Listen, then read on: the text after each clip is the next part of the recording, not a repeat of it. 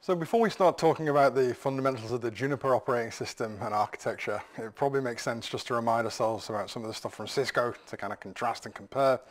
I mean, we go a long way back. We can talk about the original old school iOS, 1970 styles computing here, one monolithic runtime, no kernel, no memory management. But to be fair, this is a long way back. We're talking about maybe 2500, 3600s, all of this kind of stuff. Maybe some of you guys were around in the late 90s playing with that. Nothing wrong with that. It did its job well, but maybe we'll see that with Juniper things moved on because people were starting to get rather annoyed with the fact that iOS being a single runtime, a single monolithic kernel, if you like, is another way to think about it. That meant if you made a single coding mistake, didn't matter if it was in your BGP or in your telnet access, if anything went wrong anywhere in that image, well, there was no memory protection between any of that functionality. We could trample on some critical process running for our routing because we made a simple mistake in how we handled SNMP polling. Okay, but like I said, this is a long, long way back now. I mean, these days, we might be more focused on some of the newer versions of Junos. iOS XE, for example, was an attempt by Cisco to try and modernize things. Those of you familiar with it might remember that we have something called iOS D, a daemon running on top of a Linux kernel. They tried to abstract some of the base functionality, reading, writing to the file system, writing logs, all of this kind of trivial stuff that's not specific to managing a router.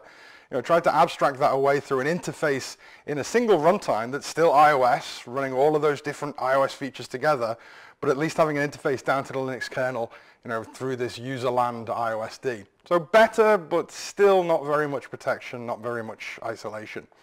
And quite a way back now, Cisco kind of realized that, Juniper, other folks were giving them a very good run for the money at the high end with the service provider market. And, they upped their game considerably with iOS XR.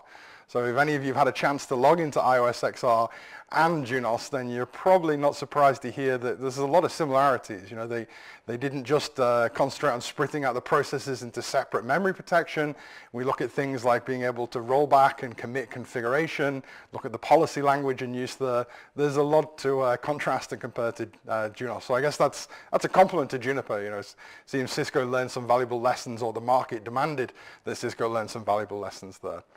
But the downside here is, these three all look the same. You would very easily log into it if you didn't know what platform they were running on and initially think, oh, it's iOS, show IP interface brief or something. It's going to be consistent everywhere.